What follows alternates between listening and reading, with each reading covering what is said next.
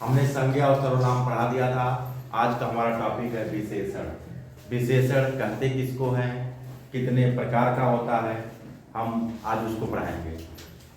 विशेषण जो शब्द संज्ञा तथा सर्वनाम की विशेषता बताता है उसे विशेषण कहते हैं। जो शब्द संज्ञा तथा सर्वनाम की विशेषता बताता है उसे विशेषण कहते हैं। चलिए लिख लीजिए। जो शब्द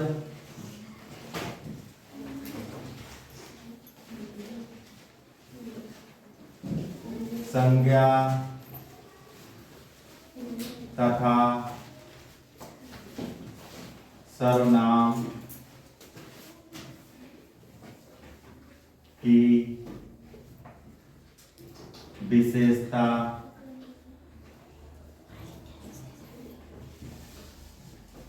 बताता है उसे विशेषण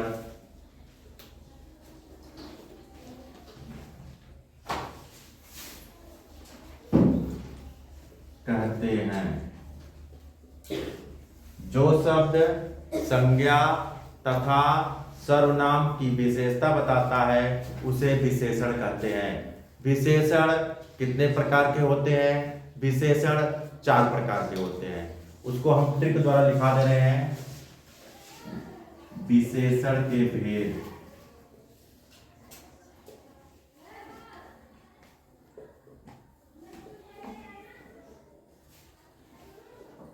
विशेषण 4 प्रकार के होते हैं।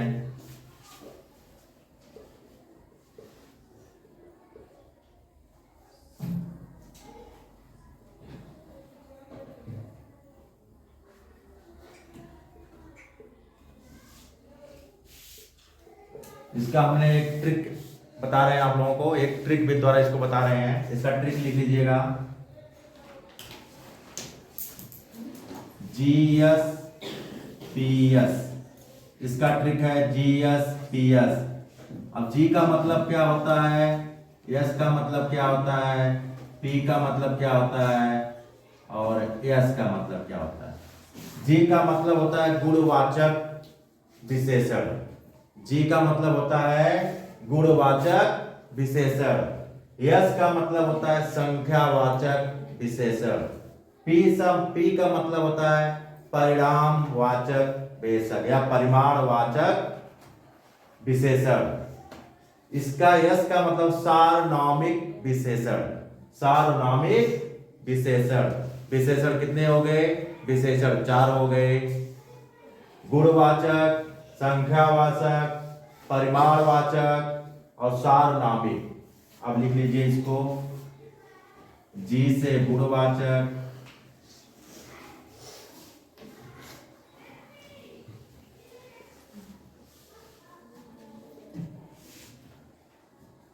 S से संख्यावाचक,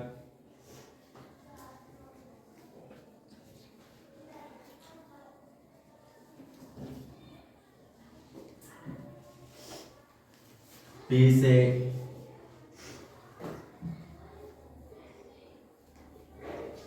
परिमाणवाचक,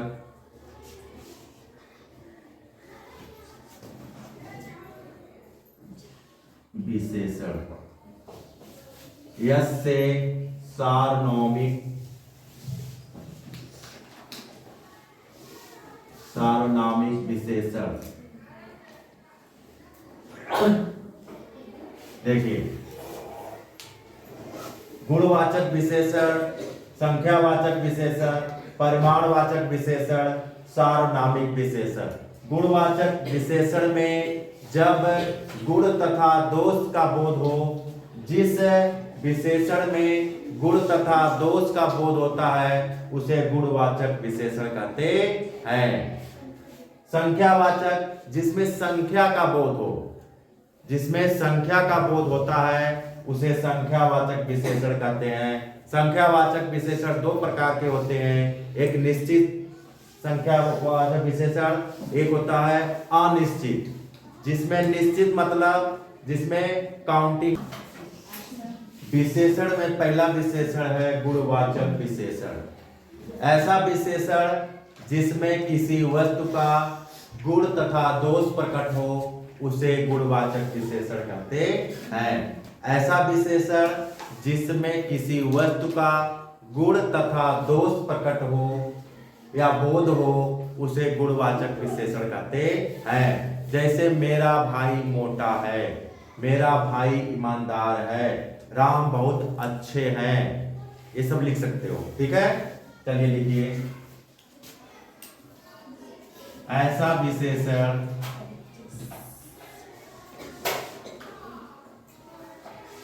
जिसमें किसी वस्तु का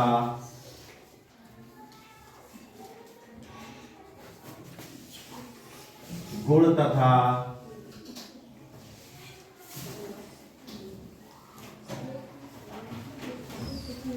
दोष का बोध हो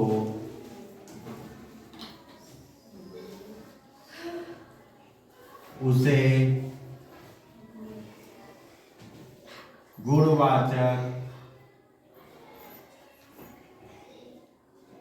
विशेषण कहते हैं। ऐसा विशेषण जिसमें किसी वस्तु का गुण तथा दोष का बोध हो उसे गुणवाचक विशेषण कहते हैं। इसका उदाहरण है, जैसे कर लीजिए, मेरा भाई मोटा है, राम सुंदर है,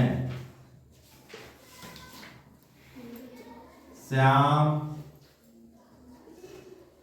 काला है, आदि। और भी लिख सकते हैं अपने बना के, जितना भी हो, जिसमें गुण तथा दोष, ये क्या है, एक गुण या दोष में आएंगे। सुंदर, काला, मोटा, एक गुण या दोष में आएंगे। यहां पे गुणवाचक विशेषण होगा। अब दूसरा विशेषण है,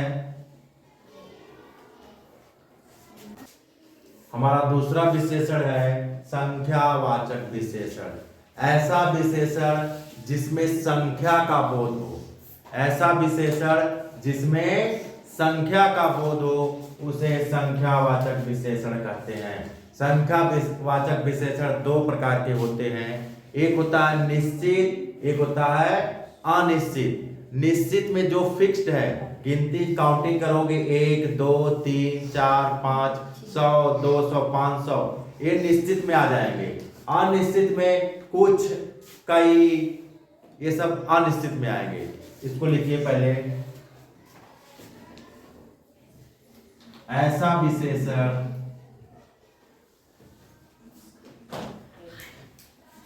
जिसमें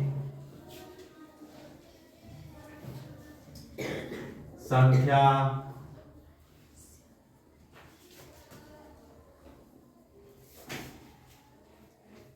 बोध हो उसे संख्यावाचक विशेषण कहते हैं। ऐसा विशेषण जिसमें संख्या का बोध हो उसे संख्यावाचक विशेषण कहते हैं। संख्यावाचक विशेषण को दो भागों में बांटा गया है, एक है निश्चित,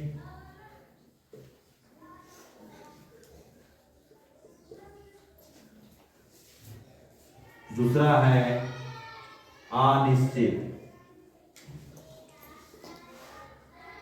निश्चित मतलब जिसमें निश्चित हो, जैसे 1 2 3 4 5 6 500 100 आदि।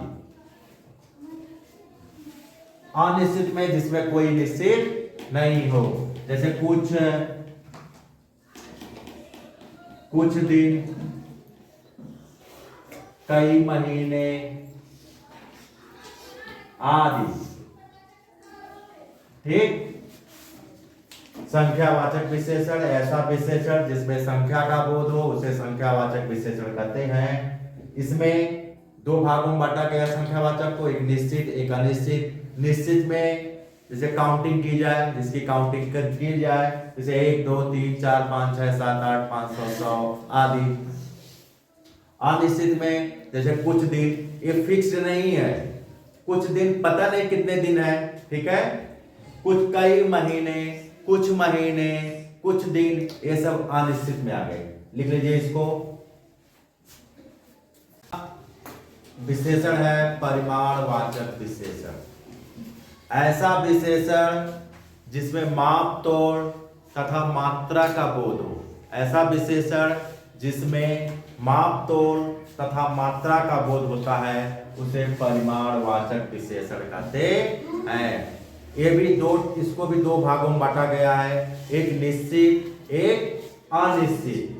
माप तोल किसकी की जाती है, या तो किलोग्राम में या तो लीटर में, इसी में तो करते हैं, या तो किलोग्राम में कर सकते हैं या तो लीटर। जैसे 2 किलो, 5 किलो, 10 लीटर, ठीक, 5 लीटर, आधा किलो, उसको कहते हैं, वो निश्चित में आ जाएगा, ठीक है, वो किस में आ जाएगा, निश्चित में। एक होता है इसमें अनिश्चित।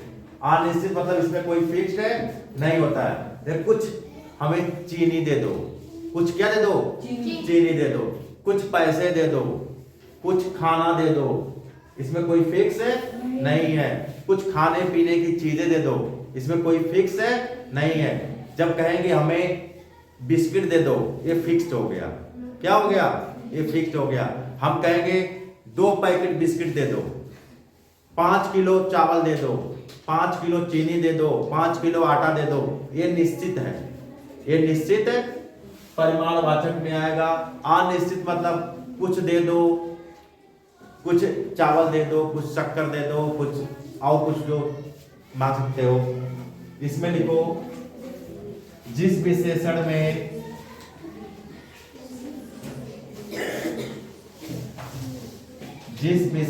में नाप तोड़ तथा मात्रा का बोध होता है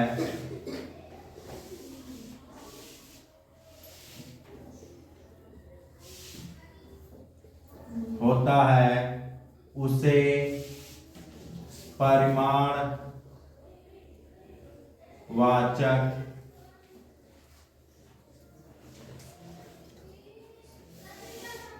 विशेषण कहते हैं।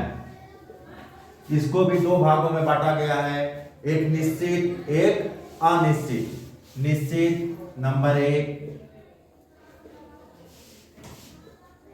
निश्चित नंबर 2, अनिश्चित। निश्चित में आप लिख सकते हैं 2 केजी,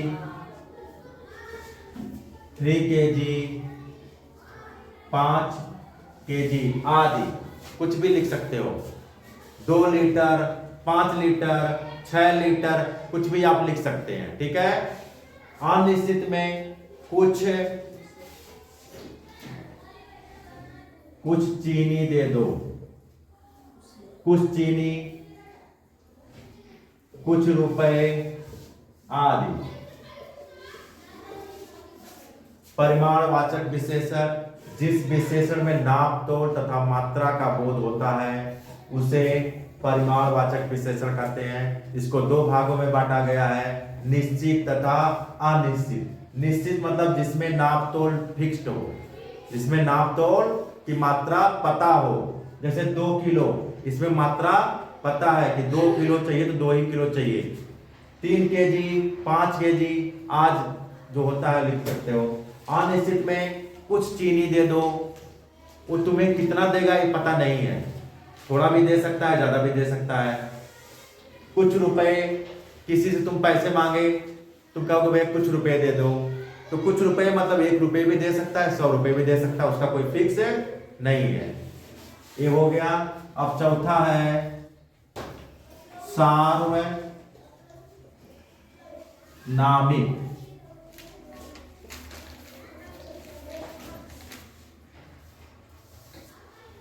विशेषण।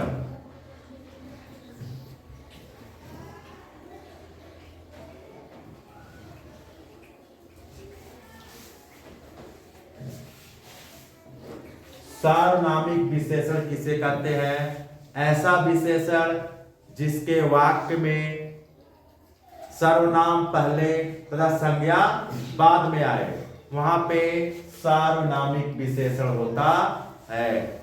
ऐसा वाक्य जिसमें सर्वनाम पहले तथा संज्ञा बाद में आए, वहां पे सार्वनामिक विशेषण होता है। जैसे मेरा भाई राम है, मेरा भाई राम है, मेरा भाई क्या है? राम है। चौथा है सार्वनामिक विशेषण।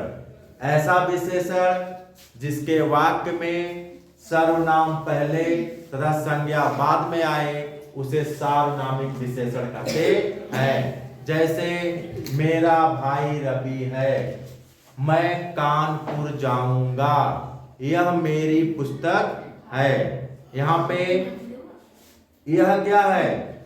सर्वनाम है। पुस्तक क्या है? संज्ञा है। पुस्तक क्या है? संज्ञा है। तो यहाँ पे जो सर्वनाम है वो पहले आ गया है और संज्ञा बाद में आया है, इसलिए यहाँ पे सार्वनामिक विशेषण होगा। लिख लीजिए, ऐसा वाक्य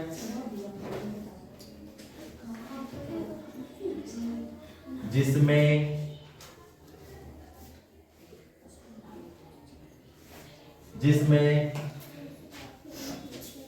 सर्वनाम पहले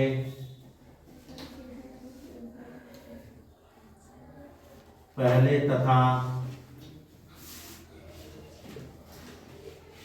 संज्ञा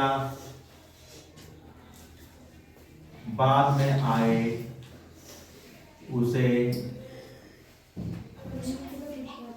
सार्वनामिक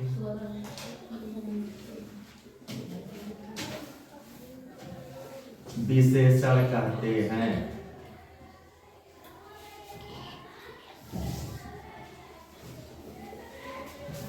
ऐसा वाक्य जिसमें सर्वनाम पहले तथा संज्ञा बाद में आए, उसे सार्वनामिक विशेषण कहते हैं। जैसे